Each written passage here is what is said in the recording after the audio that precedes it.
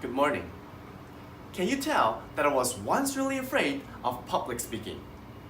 It's hard, isn't it? Because I look so used to it, so composed, and so confident. Well, actually, I'm not always like this. When I was very little, I started practicing English speech.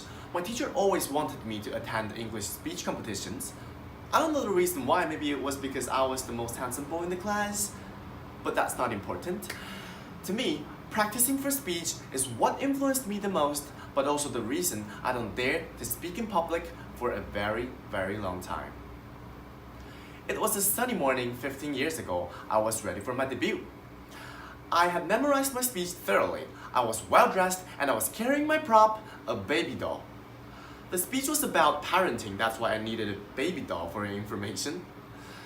When it was finally my turn, I stepped onto the stage and gave my speech vigorously. Nothing went wrong until I threw the baby doll onto the floor in front of all the audiences. The consequence was not as I expected. People started laughing, mocking at my absurd behavior. I was blushed. I didn't know what to do, and suddenly I forgot all of my lecture. So I started laughing together with the audiences to cover up my fear and shame. But it was a bad decision, making myself more ridiculous. From then on, laughter never stopped both audiences and me until I finally ran out of my presentation time. Tears flew out immediately after I walked down the stage. It seemed I was enjoying myself with the audiences. I really wasn't. In fact, it casted an unfading shadow on my heart and led to my shyness 10 years afterwards. I don't dare to speak in public anymore because I was so afraid to be a laughingstock like I was that time. It was that I met a life-changing teacher 5 years ago. She encouraged me and inspired me to step onto the stage once again. Still, it took me a whole lot of time to pluck up my courage, and it was with million times of practices can I become what I am like today.